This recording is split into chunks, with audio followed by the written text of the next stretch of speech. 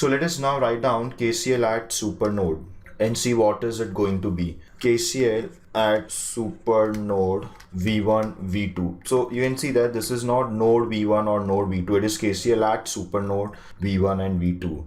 Let me call this currents to be I1, I2, I3 and I4. So Supernode, KCL at Supernode will be nothing but considering all the four currents together, because these are the four branches which are connected to node 1 and node 2, which are forming the supernode. The KCL equation does not change. It says that the sum of incoming currents is equal to sum of outgoing currents. The outgoing currents in this case are I2 and I4, and incoming currents are nothing but I1 and I3. So I2 plus I4 is equal to I1 plus I3. Now what will be I2 equal to? I2 is current in this branch. You can see the voltage here is V1, the resistance is 2 ohm, the other end goes to the ground.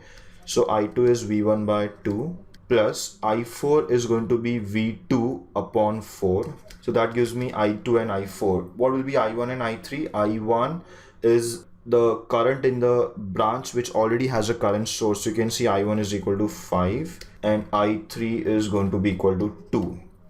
So the equation that we get, 1 by 2 is nothing but 0.5, so it's 0.5 V1 plus 1 by 4 will be 0.25 V2 is equal to 5 plus 2 will be 7. This is one equation that we get. I'll call it equation 1. Now this is similar to writing super mesh equation, in which we form a super mesh with the help of two individual meshes, and we go around that branch which carries the current source. We go around it and write KVL in one big super mesh. Here you can see we do not consider the branch which carries voltage source this time, and we write KCL with respect to supernode, which will contain both the individual nodes. The question is from where we are going to get the second equation. So if you remember, in super mesh analysis we used to write the difference between the currents will be nothing but the value of that current source in that common branch.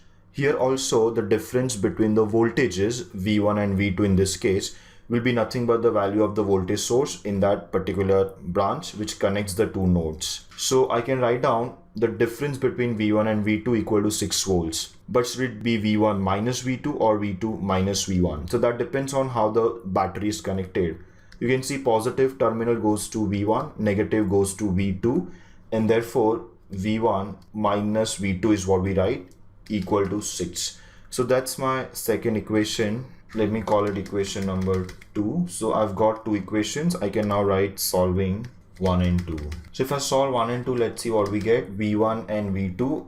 You can solve this simultaneously in calculator. Your V1 is going to be 11.33 volts and V2 will be 5.33 volts. So this is what we had to ultimately find. We had to find the node voltages, and we have done it. The given circuit was very simple, but what was the most important part in this problem? It was to understand the concept of supernode. I hope this is clear to everyone, the concept of supernode and how we apply KCL at supernode, and the voltage between the two nodes gives us the second required equation. So once you solve them, you can find the values of the node voltages, and you can see, you can verify V1 minus V2. If you subtract, you will get 6 volts, which is very obvious because that was one equation which you had used in solving for V1 and V2.